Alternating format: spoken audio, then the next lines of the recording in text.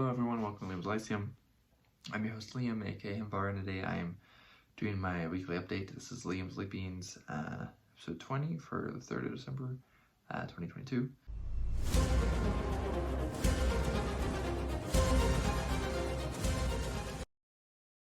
I'm going to keep this one really short this week. Anyways, so I continued reading some books I've been reading for a long time, such as an unpublished novel I'm reading through for my internship, and then The Mask of Vindication, the Dark Souls novel, which I have right here. I barely made any progress on this again. I've been reading through novels very slowly, unless it's been through audiobook of late. I've been doing okay on short stories, though. It is what they call peak season for, one of my jobs is UPS, and so, for example, I got up about 2 o'clock this morning and worked a long shift of moving packages, so I just don't have as much energy as I'd like, yeah, anyways, and then I also continued Conan the Blooded Serpent, which is an e-arc I have, comes out in the middle of December. I have read very little of that as well. I finally finished part 1. But then I did finish Madook by Jack Vance, book 3 of the Leah Ness trilogy. I mentioned this one last week, so I won't talk much about it because I was pretty close to the end. But I really enjoyed this one. It's definitely the best, in my opinion, of the trilogy. Very cool, very fun. If you like Arthurian stuff, and maybe you haven't tried Jack Vance, then maybe you want to read the Leah Ness trilogy. And then, let's see, the 2 other novels I finished, because they're tiny, are The Eagle of the Ninth and The Silver Branch, both by Rosemary Sutcliffe. There is a 3rd novel in the series. They're pretty tiny. They're technically written for younger audiences. I read her,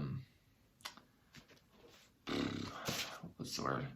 I read her Sword at Sunset several years ago, about 10 years ago almost, and really loved it, honestly. It was one of my favorite reads.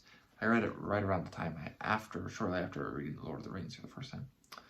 And I started this one about the time I got married, right after finishing Assassin's Apprentice, which was kind of left me burnt out because it's so slow.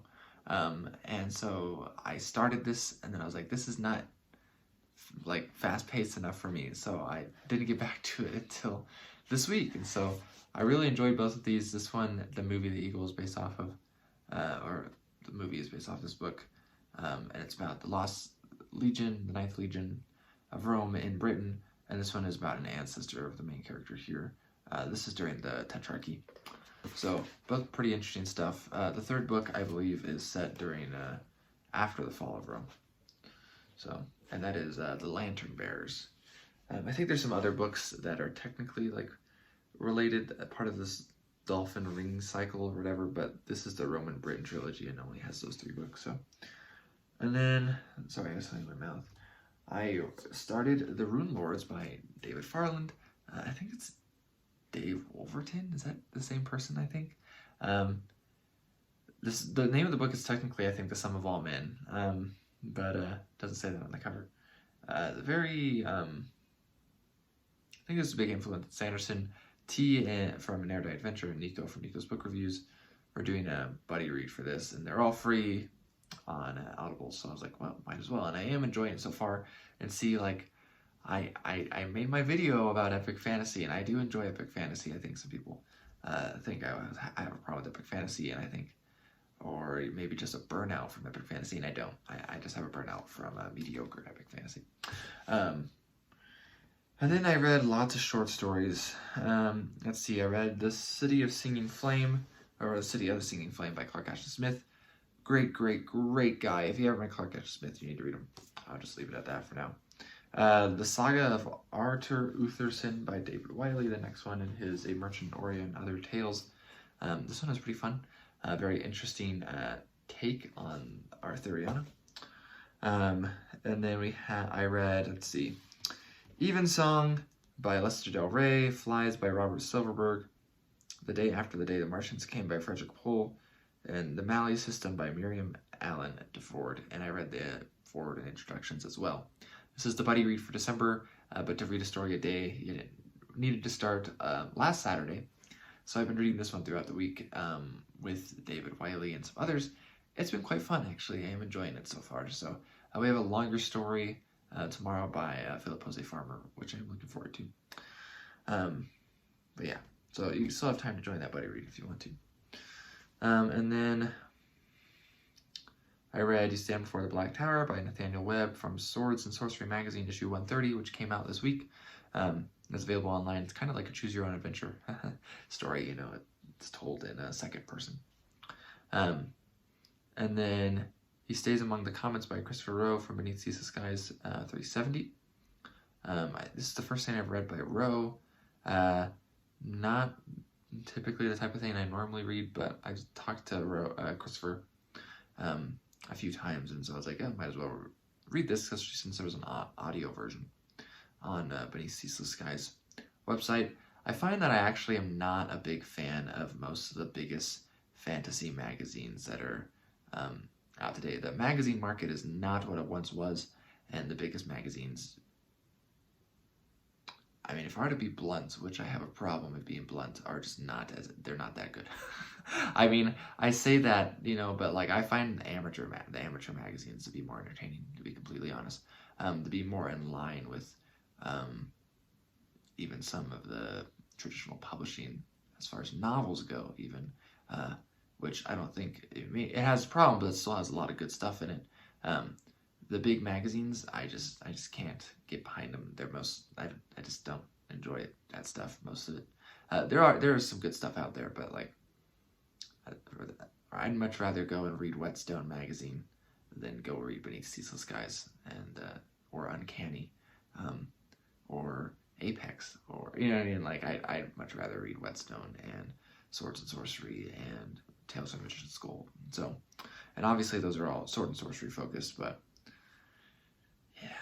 Anyways, so and then I read The Weave and the Void, Chapter 31 by T.W. Anderson, Renfail, serialized novel again on the Patreon. You can read. I read Chapter 30 last week, so I mentioned it then.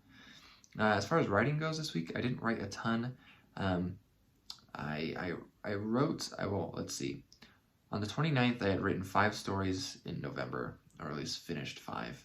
Let's see. I had written a story called Reflections, one called Amaranthine Amphitheater, one As Above, So Below, which is more of a novelette, then one Unnatural Permanence, and then Choice of Chains. The rest so all of them besides As Above, So Below are short stories. Reflections was pretty short. It's only like 1,200 words. And I was like, oh, okay, so I wrote 5 stories in November. That's my best month ever. And then on the 30th, I wrote a story. So I wrote 6 stories, actually, in November. This one is tiny. It actually came out to about 1,120. And then I found a place I kind of sounded like I could submit it. And so, but they closed on the 30th, so I chiseled it down to 1,000 exactly, because that was the max word length. And I set that one off. So that's also, I guess, rather a flash piece, kind of like that 1,200 word story is. Would be considered flash by some places. Some places say flash is 1,000 or less, others is 1,500 or less. So I mean, it just depends. That's the writing though. And this week, I think I should be joining Raf actually today when this video comes up. So this Saturday, I think that's, unless I'm totally misremembering. But Raf should be having his celebration for 2 years on BookTube, and he's not quite 10,000 subscribers last I checked, but he's getting there. So that should be fun. That'll be at 1 o'clock Mountain Time, I think. Oh man, I really should have looked before I came on here and talked to you. Let me double check, but I think it's at 1 o'clock and then 9 o'clock, whatever time zone Germany's in. Right, I think. And so, let me double check that. Sorry, this is going to be the end of the video, so if you don't care about that, just bye, I guess. Yeah, 9. That's 3 p.m. Eastern. That'd be noon, I believe, Pacific, so that's 1 p.m. my time. You know, the mountain time that gets forgotten sometimes, but that's okay. Anyways, Lima Williams Lyceum, how's your week been? What have you read? What do you plan on reading?